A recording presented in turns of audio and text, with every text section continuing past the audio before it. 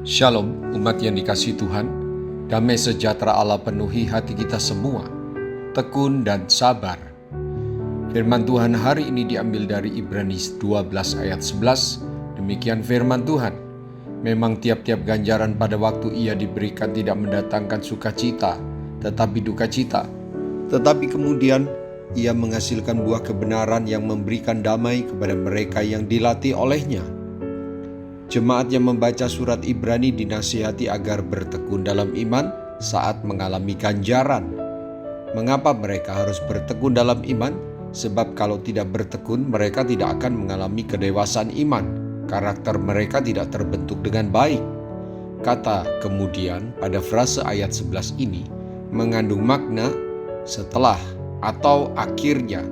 Buah kebenaran akan muncul setelah adanya proses. Apa buah kebenaran itu dan bagaimana proses untuk menghasilkan buah kebenaran?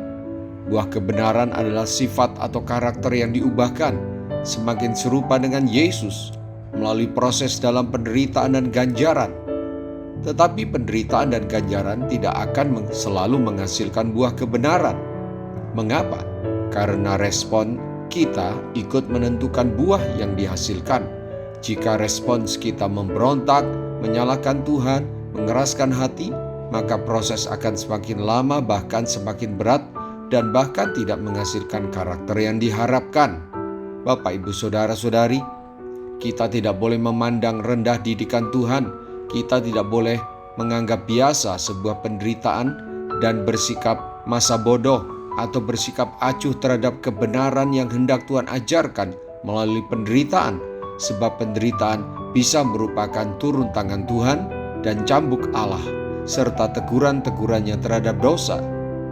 Kita juga tidak boleh berputus asa ketika ditegur, tidak boleh patah semangat dan terpuruk di bawah tekanan pencobaan, tidak boleh menggerutu dan mengeluh, tetapi kita harus belajar menanggung segala sesuatu dengan iman, serta kesabaran dan pertobatan.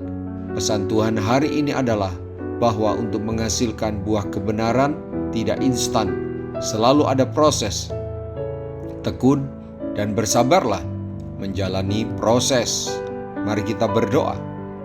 Tuhan Yesus, Engkau teladan saya dalam ketekunan menjalani proses. Bantulah saya agar tekun sehingga karakter-Mu terbentuk di dalam saya, sembari saya menantikan berkat-Mu. Roh Kudus, bantulah saya selalu agar sanggup memberikan respon yang tepat terhadap proses yang Tuhan izinkan terjadi dalam hidup saya. Saya mau selalu bersyukur, sebab itulah yang dikehendaki Allah buat saya, sambil saya mengkoreksi diri. Dalam nama Tuhan Yesus, haleluya, amin. Sampai jumpa besok dengan suara gembala, firman Allah yang hidup. Tuhan Yesus memberkati.